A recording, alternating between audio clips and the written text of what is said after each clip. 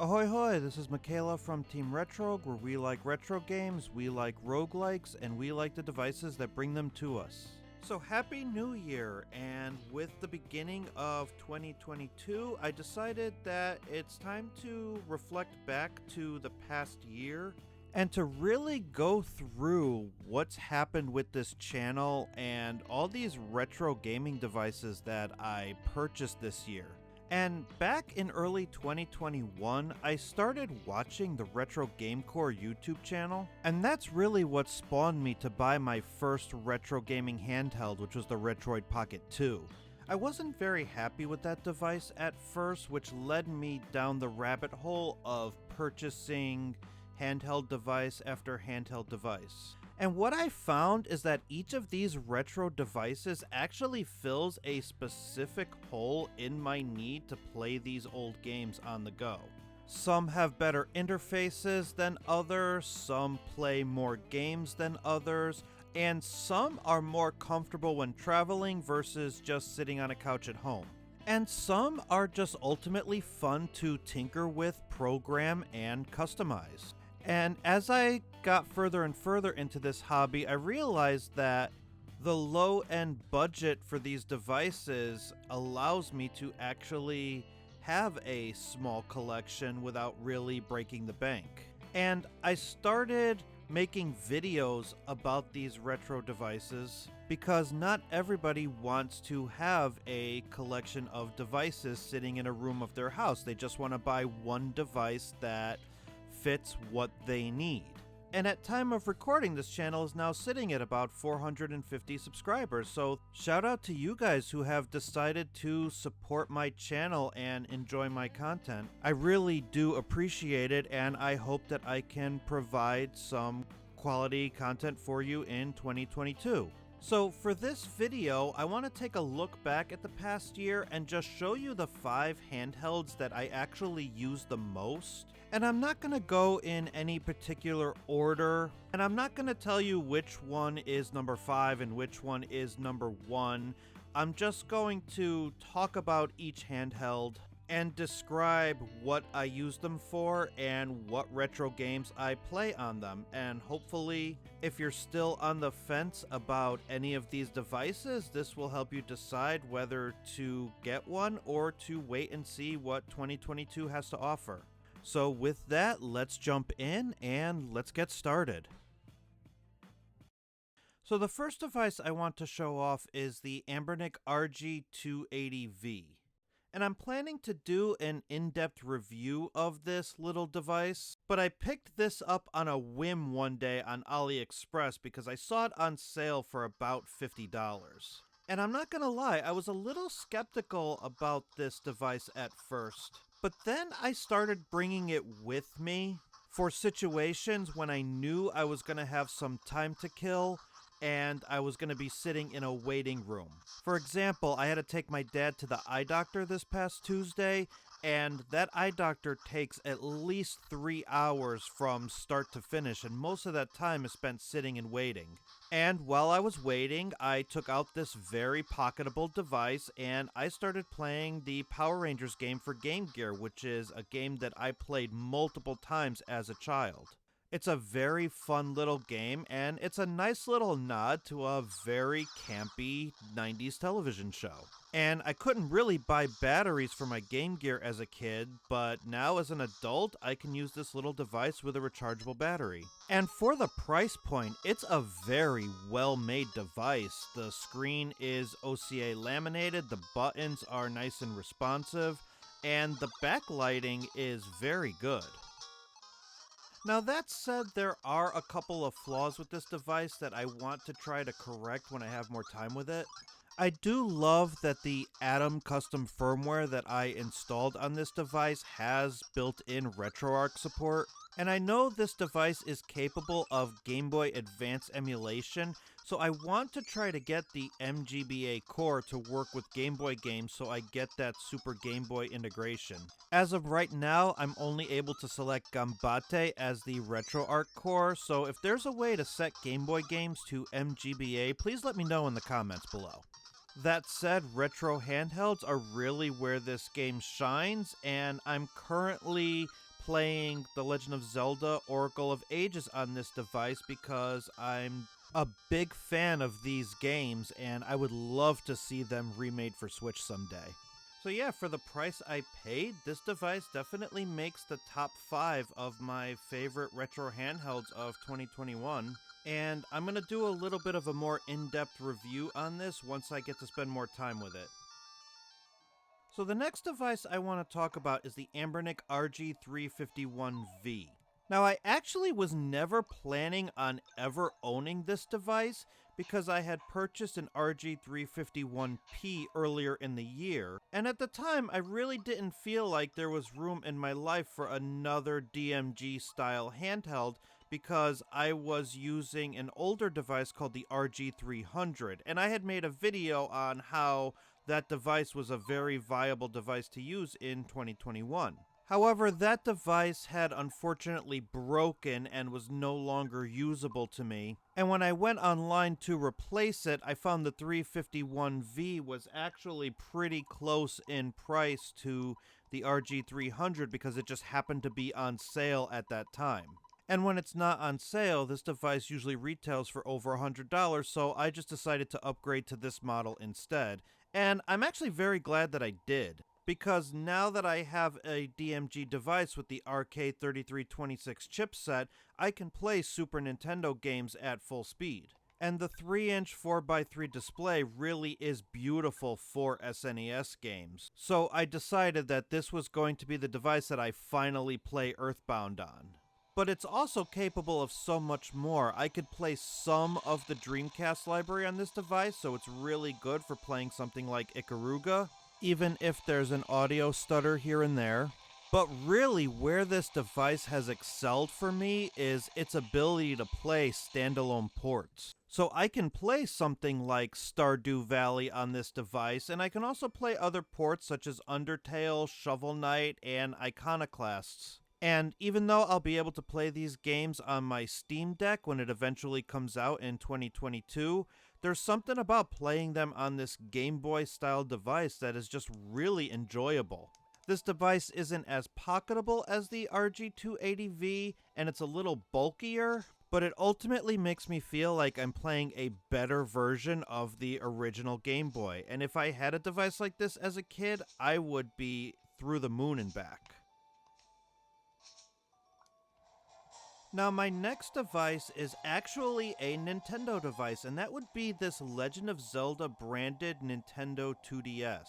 And unfortunately, 2DS and 3DS systems are getting harder and harder to find, and it seems like the prices keep going up because this is a discontinued device. But if you can get your hands on one and put in a little bit of legwork to install custom firmware on it, then this device will serve you very well, not just for emulation of 8 and 16-bit systems, but also for native 3DS and DS support. And sometimes there just is no better way to play a video game than to play it on the original system for which it's intended. I actually went through Metroid Samus Returns this year on this exact device. And there's a lot of debate out there as to whether the ergonomics of the 2DS or the 3DS/2DS XL are better, but I actually really like this form factor. I find it very comfortable. I kind of stopped being a fan of clamshell devices because of their hinges, and with an older 2DS, I don't have that concern. And with this modified device, I can still use my physical collection of 3DS and Nintendo DS games. For example, right before Pokemon Brilliant Diamond and Shining Pearl came out, I used this device to finish my copy of Pokemon Platinum. And compared to today's retro handhelds, this really is a dated device, but I still found myself spending a lot of time with it and really enjoying it this past year. There's still an amazing library of games. It can still emulate NES and SNES with standalone emulators and native support. And you can use themes and buttons to really customize the home screen and personalize this device to how you want it. I put all my Legend of Zelda games right on the front screen because you can really turn a 3DS or 2DS with custom firmware into a device that is all things Zelda. Whether it be a 16-bit game such as The Legend of Zelda: A Link to the Past. This is actually the Game Boy Advance port running on Virtual Console Injection. But you can also play the ports of Ocarina of Time and Majora's Mask that were re-released for this system. And you can take advantage of the quality of life improvements that they did implement when they remade these ports for the 3DS.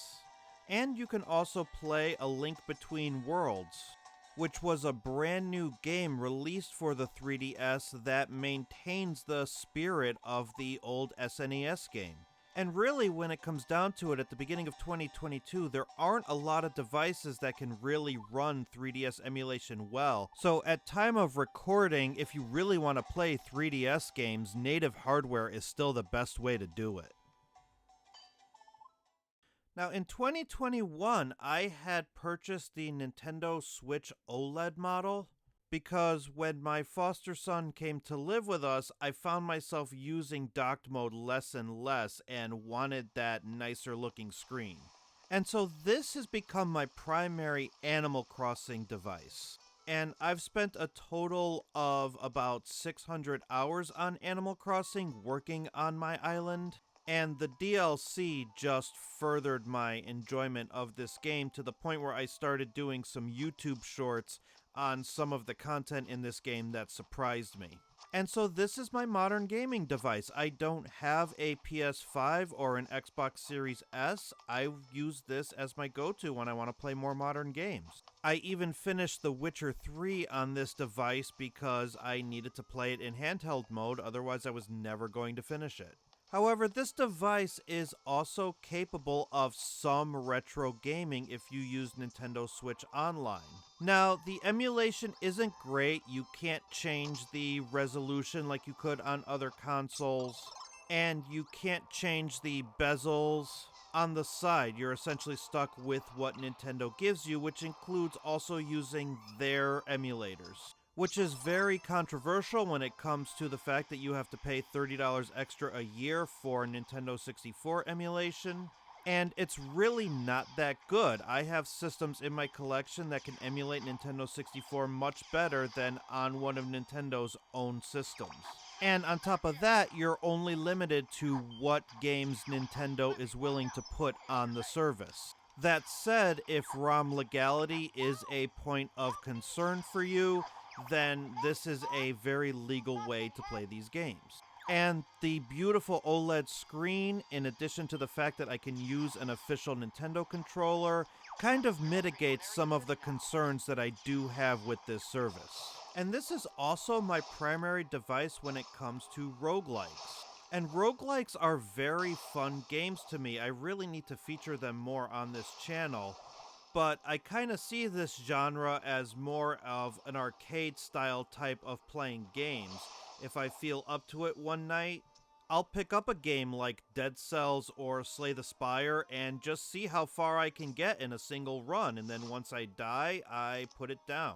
So as much as I love roguelikes, I haven't really gotten very far in many of them. But I promise you, 2022 is going to be the year where I finally beat Dead Cells.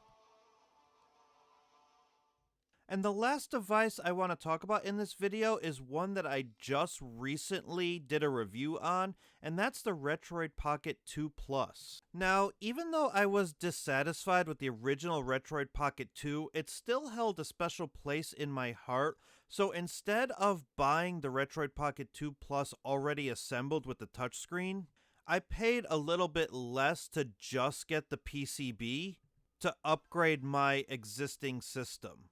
And when I posted my review last week, I said that GameCube emulation had a lot of potential, but it wasn't quite there yet. Well, I'm pleased to report that the Retroid community on Reddit has been working very hard on this, and that includes support from YouTuber Taki Udon. And you can use the special version of Dolphin MMJR2 that this device offers, as well as a community configuration file to get full speed on a lot of GameCube games. And it's amazing how in just a week, GameCube performance on my device has drastically improved. Here I am playing the original Pikmin at full speed. And not every game is going to work this way, and your best bet is to find PAL versions of the ROM so that the frame rate is lower. But seeing GameCube running on a device this inexpensive and this small really makes it one of my top 5 of 2021. I'll leave a link in the description to the Retroid subreddit so that you can get this working on your device as well. And let me know in the comments if you want me to spend more time making videos on this device. I could tell you I myself can't wait to see what potential community support for the Retroid Pocket 2 Plus brings in 2022.